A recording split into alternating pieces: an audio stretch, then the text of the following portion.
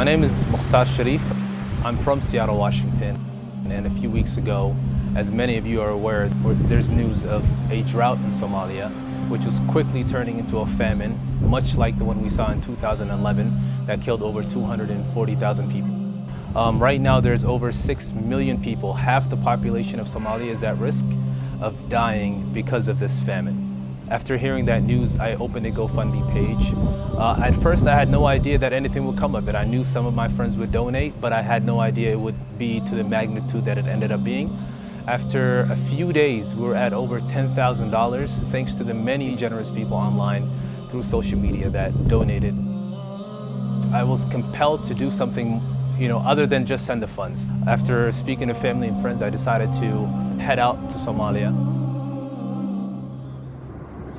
We landed in Hargeisa on the 22nd of March. I want to really thank Sheikh Ali Garad, one of the people on the ground who organized many of the food purchasing and the transportation to the drought affected areas. This is actually my first time coming to Somalia, and what I noticed was there's a very rich culture here. The people are very welcoming, extremely helpful.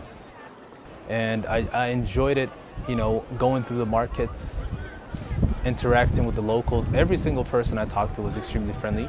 And one major thing they all spoke about was the effect that the drought had, not only on the city, but on the outskirts. That something really needed to be done and we had to act fast. It was upon that we gathered all the food we could using the funds, and we started to head out to the drought affected areas. We began the journey on Wednesday, and it was a very long journey. Immediately, you could tell that the drought had wiped out any sign of life in most of the outskirts, in most of the villages. We went out and we hadn't seen any green for about 4 or 5 hours driving. So one of the most amazing things we saw was that there was a man we met along the way who had lost 120 out of 150 of his livestock. So he had 30 remaining, and there was nothing for them to eat. He was the last man remaining in his village. His wife had gotten sick. He told me many of his children were somewhat malnourished. It was a very difficult sight to look at. His animals had died, and he really was just waiting for help to arrive. meeshan hadii alkuri waxaan arkaysaa waa xoolihii anigu aan haystay marka wixii aan hayay wax yar uun baa kasii jooga wixii kale waa halkan iyo meel halkan oo caynkaas oo kala uun bay yaalaan meeshan marka hore dhulkan dhul wanaagsan buu ahaan jiray oo nimco iyo barwaaqo ah laakiin halkii kala horaan raxmadi helin sidaa darteed baa dabadeedna dhulkii wuu baaba'ay wixii dul joogana waa ku baaba'ay marka udubkad wixii guuray mooyaan wixii soo harina waa caynkan bankan oo dhan imika aniga kaliya ka aal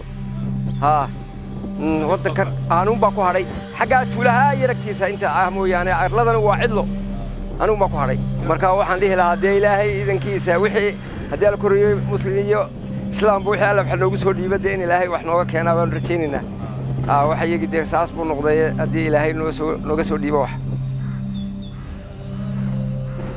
To truly understand the effect that this drought has had on the people in the villages, you have to understand what their livelihood is based on. If it doesn't rain, this means that there is no grass for their goats and their animals. There's no water for the rest of their livestock. And within a few weeks, months at best, their livestock begin to die. For those people, that's their form of currency. When they lose their livestock, they're bankrupt. Another amazing thing that we saw on the way to the villages was we saw a young boy and his father who had lost about 85% of their livestock. Their livelihood depended on camels. They only had 4 camels remaining. And they were just wandering, miles and miles outside of any civilization or any forms of life, trying to find water or anything for their camel. So after speaking with them, they told us that these camels had, a few weeks to live. As soon as the camels go away, as soon as their livestock dies, they either have to walk for days in search of food and water, or they have to find some sort of emergency aid that can get out to them. So after driving for many hours, we reached the camps where these people were living. I mean, many of them were just making houses out of nothing, plastic, any paper they could find. And it was just really heartbreaking to see that. Along the way, we saw over 5 different villages of people who had lost everything. They came up to our car, they rushed us. We had already spent our funds on the village that we already, were planning on distributing for. So that was extremely heartbreaking to see. And we had to tell them, sorry, we don't have any food for you. We don't have any water for you. We are out of resources. This is the best we could do. And we went out on this 5-hour journey to get to areas where no aid organizations had reached yet, and no governments have brought any food.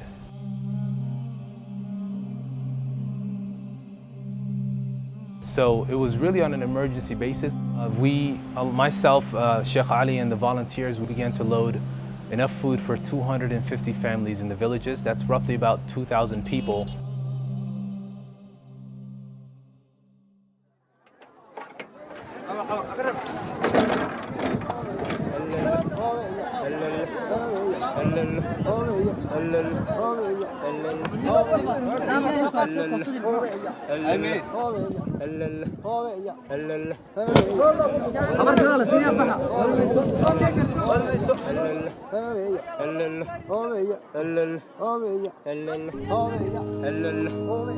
And when the food distribution started, I mean, it was just like these they felt like their lives were saved. They could eat for another 20 days or another month. Some of them hadn't eaten anything in days. They didn't have any water.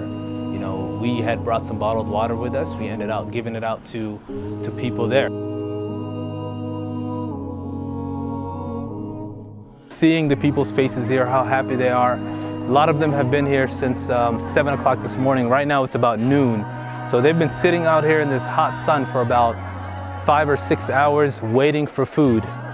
If they wouldn't have gotten this food, they would have just kept waiting. There is no alternative. They have no money to spend.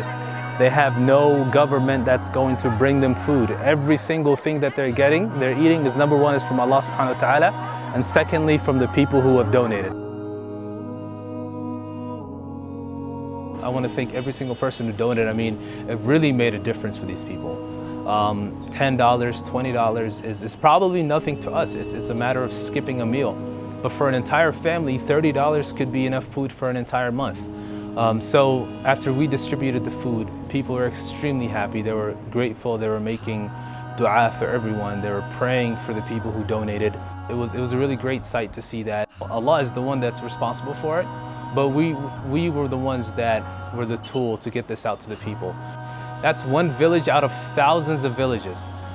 So my call to everyone is, how can we sit by and eat and drink with our families, where in 2017, millions of lives are at risk because they can't find basic necessities of life.